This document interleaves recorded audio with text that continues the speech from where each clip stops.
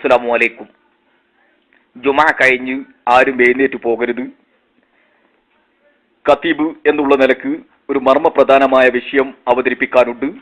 അതുകൊണ്ട് ആരും എഴുന്നേറ്റ് പോകരുത്. എന്താണ് പറയാനുള്ളത് എന്ന് ചോദിച്ചാൽ,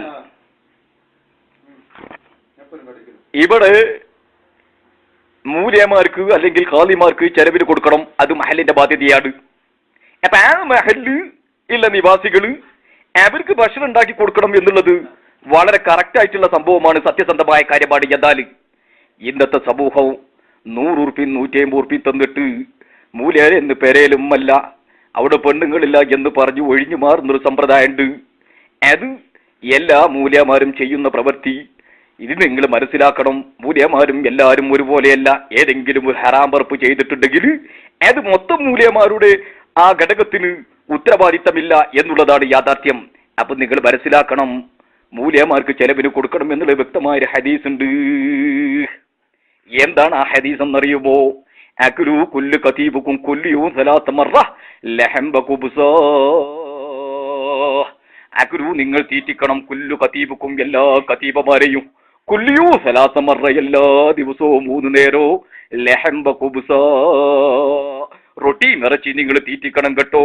റൊട്ടി എന്ന് ഞാൻ ഉദ്ദേശിച്ചത് കട്ടിയില്ലാത്ത അരിപ്പത്തിരിയാണ്. അപ്പോ എല്ലാവരും അത് ചെയ്യണം. ഇത് കേട്ട സമയത്ത് മൊല്ലാക്ക ഒന്ന് മുരടനക്കി. ഞാൻ പറഞ്ഞത് മൊല്ലാക്കാക്ക് മനസ്സിലായിട്ടുണ്ട്. ഇത് ഉണ്ടാക്കി പറഞ്ഞ ഹദീസ് ഒന്നുമല്ല. മൊല്ലാക്കാക്ക് മനസ്സിലാകാൻ വേണ്ടി ഞാൻ രണ്ട് വാക്കേ പറഞ്ഞിട്ടുള്ളൂ. എന്താണ് ആ വാക്ക്? ലാ തനഹയാ മുല്ലാ, ലാ തനഹയാ മുല്ലാ നിസ്ബുല്ലി നിസ്ബുല്ലക്കു അതാ കുല്ലു ഖൗമും ജാഹിലീൻ. എന്താ അതിന്റെ മായന? ലാ തനഹയാ മുല്ല, നിങ്ങൾ തൊണ്ടൻ അനക്കണ്ട, മുരടൻ അനക്കണ്ട.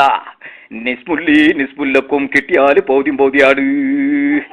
അതാ കുല്ലു ഖൗമും ജാഹിലീൻ.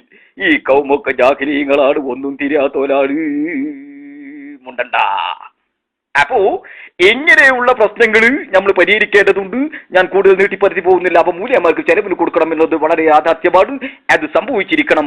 അത് 5 തട്ടുള്ള പാത്രത്തിൽ അടിയിൽ കഞ്ഞിന്റെ വെള്ളോ, അതിന്റെ മുകളിലെ പാത്രത്തിൽ ചോറ്, അതിന്റെ മുകളിലെ പാത്രത്തിൽ കോഴിയിറച്ചിയാണെങ്കിൽ കോഴിയിറച്ചി, ആടർച്ചിയാണെങ്കിൽ ആടർച്ചി, ഈ സാധാ പോത്തർച്ചിയാണെങ്കിൽ പോത്തർച്ചി, അതിന്റെ മോളെ പപ്പടം പൊരിച്ചത് അല്ലെങ്കിൽ മറ്റുള്ള സാധനങ്ങൾ, നാസ്യത്തിന്റെ മോളെ ഉപ്പേരിയും അനുബന്ധ സാധനങ്ങളും വെക്കണ്ടേ 5 തട്ട് പാത്രോ അത് ഫേമസ് ആക്കി കൊടുത്തത് മൂല്യമാര് തന്നെയാണ്. എന്നിട്ട് അതൊക്കെ പാട് വെച്ചിട്ട് അതിനാ സ്പൂൺ കൊണ്ടൊരു ലോക്കും അങ്ങോട്ട് ഇട്ട് കഴിഞ്ഞ് ചൂടാറാതെ നേരത്തിന് നമ്മുടെ മുമ്പിൽ കൊണ്ടുവന്ന് വെച്ച് തരേണ്ട ബാധ്യത ഈ മഹലിന്റെ നിവാസികൾക്കുണ്ട്. മറക്കണ്ട മക്കളെ. അസ്സലാമു അലൈക്കും.